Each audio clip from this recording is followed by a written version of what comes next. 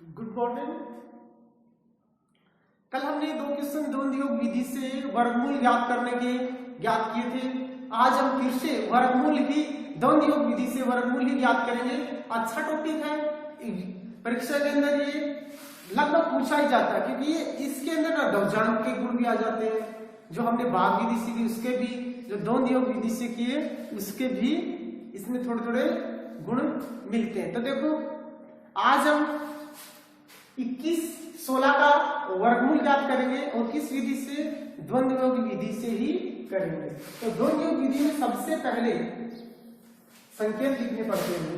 याद रखना, संकेत लिखने पड़ते हैं। पहला संकेत हमारा क्या होगा? यहाँ पे दो के दो जोड़े पूर्ण बन रहे हैं, दो के दो जोड़े बन रहे हैं, तो वर्गमूल की कितनी संख्या का होगा? दो संख्या का होगा। दो जोड़े पूर्ण है, अतः वर्गमूल भी दो अंक का होगा। वर्गमूल कितने अंक का होगा? दो। पहला जोड़ा, पहला तो ये संकेत बन ही जाता है। अब देखो,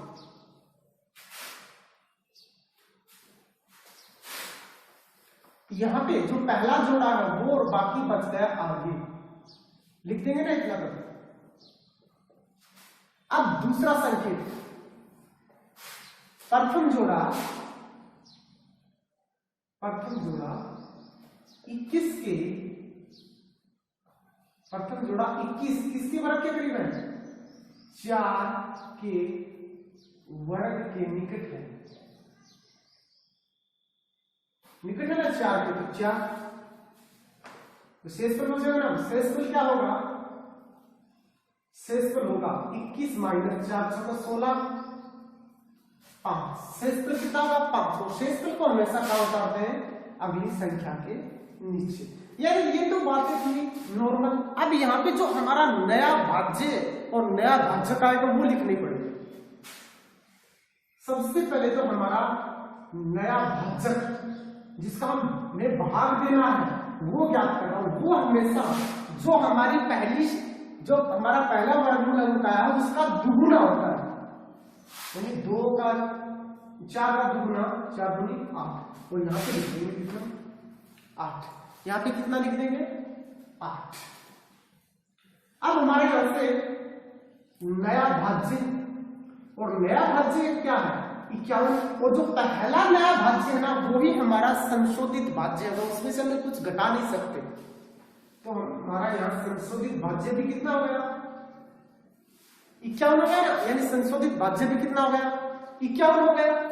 छठा पॉइंट, अब 51 के अंदर भाग ले देंगे किसका? 8 का। 8 में 44, 8 छक्की 48। कितनी बार जा रहा है? 6 बार जा रहा है ना। 8 छक्की 48। और शेष कितना बचा? 49, 50, 51, 3 बचा ना। और शेष पद को हमेशा कहां उतार देते हैं? अगली संख्या के नीचे। अब यहां से हमारा नया भाज्य कितना हो गया? जिसको द्वंद्वांक विधि आती है वो तो कर सकता है आसानी से। अब नए भाज्य का हमें से क्या करना पड़ता है? संशोधन भाज्य। और संशोधित भाज्य क्या होगा? अब देखो, मैं इस चीज को मैं समझा रहा हूं।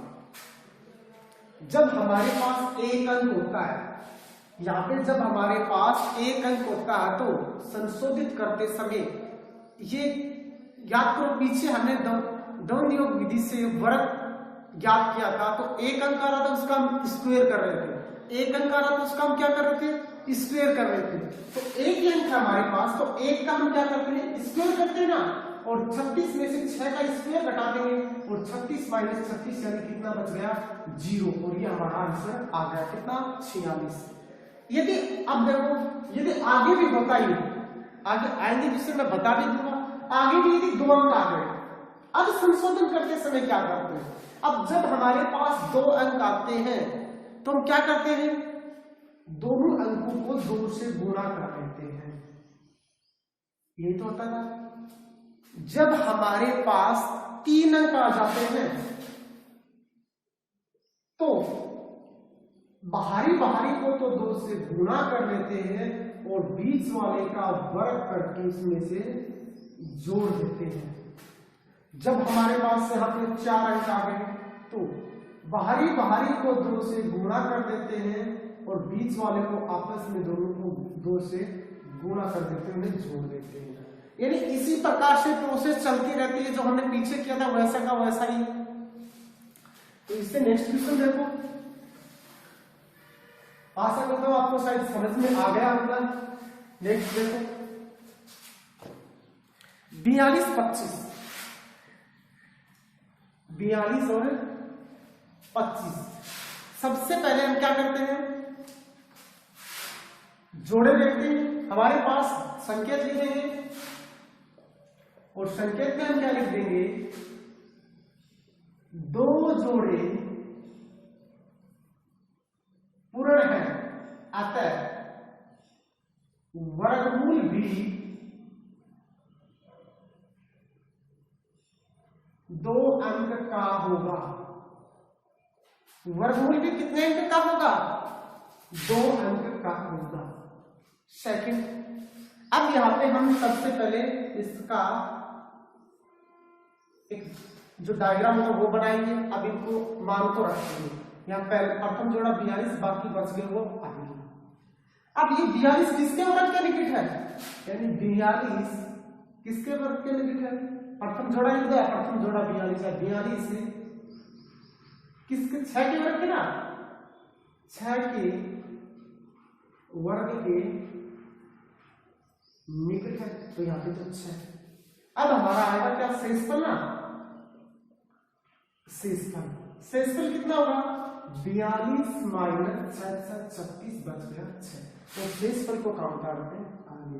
अब नया भाज्य लिखने से पहले हमें नया भाजक लिखना पड़ेगा या भाजक लिखना पड़ेगा हमारे पास।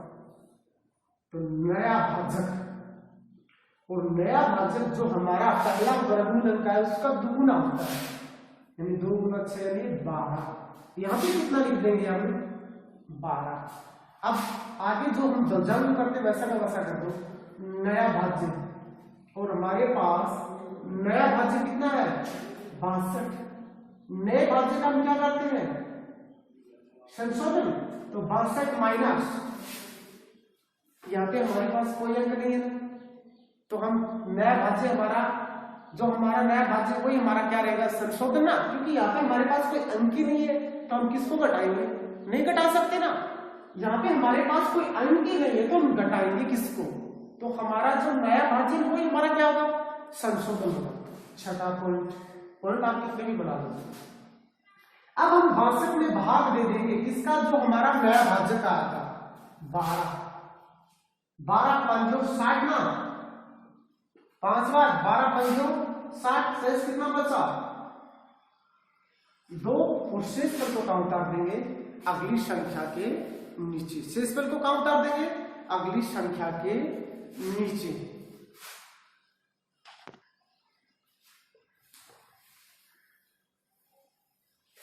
तो हमारे पास नया भाज्य कितना होगा, नया भाज्य होगा 25, और नए भाज्य का हम क्या करेंगे, संशोधन। अब यहाँ पे हमारे पास एक अंक और एक अंक का हमेशा हम क्या करते हैं, स्क्वायर करते हैं। तो 25 माइनस 25 और 25 में से 25 जाएगा तो 0, यानी हमारा आंसर आ गया कितना, 65। हमारा आंसर कितना आ गया, 65। शायद समझ में आया होगा आपको। इसे नेक्स्ट देखो, एक और थोड़ा सा बड़ा बताते हैं, अब की बार थोड़ा बड़ा बताएंगे। 16 97 44, 16 97 44 जो हमने भाग विधि से किए थे ना, उन्हीं को मैं आपको द्वंद्व योग विधि से बता रहा हूं। आपकी किताब में नहीं दी गई फिर भी मैं बता रहा हूं आपको। अब ये द्वंद्व योग विधि से पूछ ले कि वैदिक विधि से वर्गमूल ज्ञात कीजिए, उसके अंदर दे दे द्वंद्व योग विधि। अब तब आप क्या करोगे, अब आप बोलोगे सर हमने तो सिर्फ भाग विधि से समझाया, और भाग विधि आपकी सिर्फ किताब में दी गई है, सिर्फ एक एग्जाम्पल जरूर दिया गया है द्वंद्व योग विधि का, और परीक्षा में हमेशा द्वंद्व से पूछता है, परीक्षा में हमेशा द्वंद्व से पूछता है। और ये संख्या आ जाए और पूछे कि द्वंद्व योग विधि से बताइए, आप बोलोगे हमें तो भाग से बताया है, तो आपको द्वंद्व से भी आना चाहिए। सबसे पहले हम संकेत लिखते हैं और संकेत के अंदर, इसमें संकेत ही मोस्ट है, यदि जिस प्रकार दौजांग के अंदर संकेत है वहां से हमें नया भाज्य, संशोधन भाज्य वो मिलते, इसी प्रकार इससे भी हमें वही प्राप्त होता है। सबसे पहला पॉइंट तो हमारा क्या होगा, हमारे पास 3 जोड़े पूर्ण है, 3 जोड़े पूर्ण है, अतः वर्गमूल में 3 अंक होंगे। वर्गमूल में कितने अंक होंगे? 3 ही अंक होंगे। अब हम इसका एक डायग्राम बनाते हैं, बना लो। थोड़ा सा छोटा कर दिया मुझे, पहला जोड़ा तो यहां और बाकी बच गया आगे। अब देखो 16 किसके वर्ग के निकट है? 16 किसके वर्ग के निकट है? 16 4 के वर्ग के निकट है, 4 के वर्ग के निकट है ना। तीसरा पॉइंट, अब हमारे पास शेषफल बचेगा ना, शेषफल 16 और 4 की वजह क्या होती है? 16 है तो 16 में से 16 जाएगा तो 0 0 को काउंट कर देंगे अगली संख्या के नीचे, 0 को काउंट कर देंगे अगली संख्या के नीचे उतार देंगे।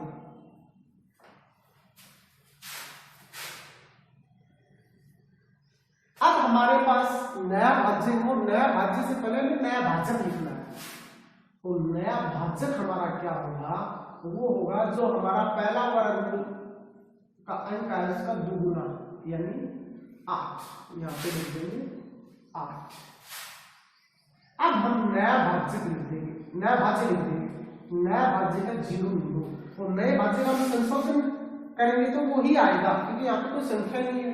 तो संशोधन भाज्य भी कितना आ गया? वो भी 0 9 आ गया। छठा पॉइंट, 0 9 के अंदर हम 8 का भाग दे देंगे तो कितनी बार जा रहा है? 1, और शेष में कितना बचा? 1। यहाँ पे 1 उतार दिया और शेष पर कहाँ उतार दिया? अगली संख्या के नीचे। शेष पर कहाँ उतार दिया? अगली संख्या के नीचे।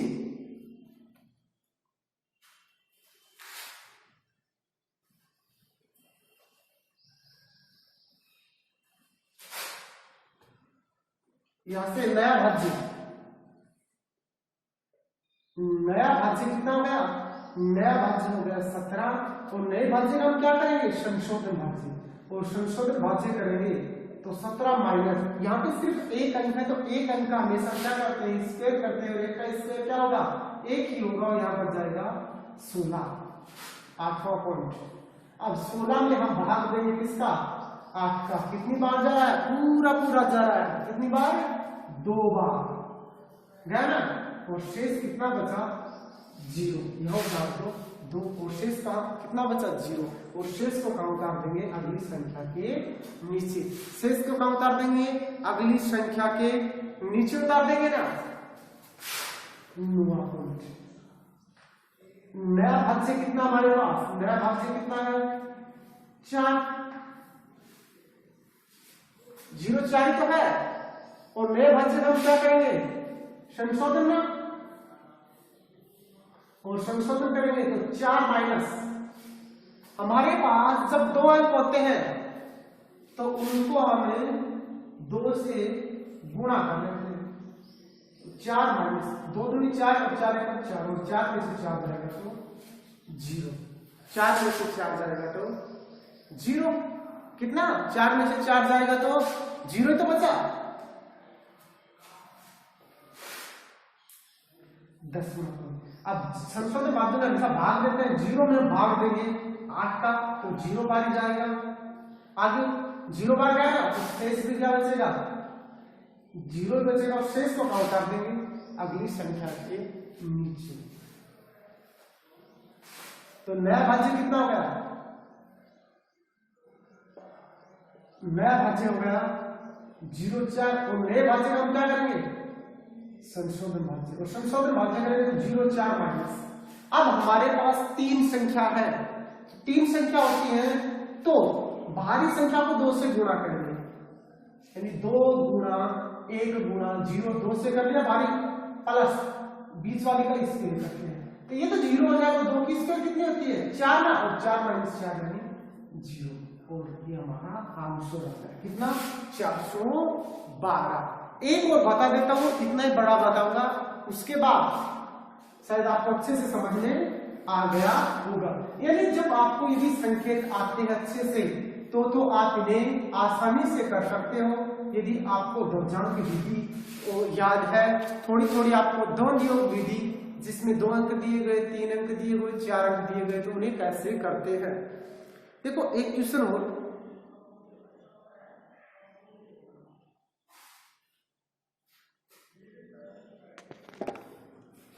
इससे अगला क्वेश्चन करेंगे 44,521 यहाँ पे है ना। देखो 1 2 तीसरा जोड़ा ना पूरा नहीं बन रहा है, इसे हम 0 बना के पूरा कर लेंगे। तो संकेत लिखेंगे 3 जोड़े पूर्ण है, हमने पूर्ण बना लिया, 0 बना लिया, 3 जोड़े पूर्ण है। अच्छा वर्गमूल भी 3 अंक का होगा। वर्गमूल भी कितने अंक का होगा 3 अंक का ही होगा ना, तब इसका डायग्राम बना लो। यानी पहला जोड़ा तो बीच वाले में आ जाएगा और बाकी बच गए वो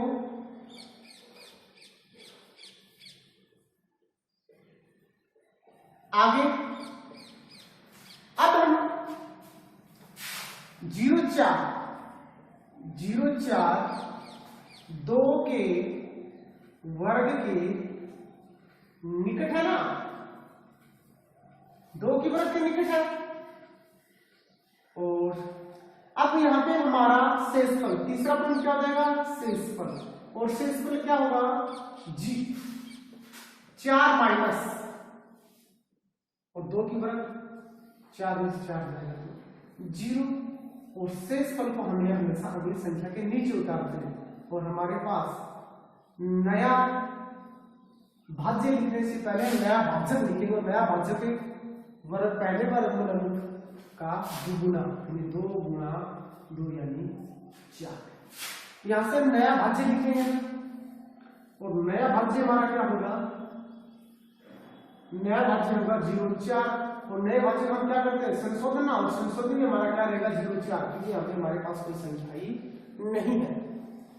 छठा पॉइंट, अब 0 4 में ना भाग देंगे किसका 4 का ही देंगे, और कितनी बार जा रहा 1 बार, नहीं पता है कितनी बार गया 1 बार, और शेष क्या बचेगा शेष बचा 0, और शेष को काउंट करते हैं अगली संख्या के नीचे।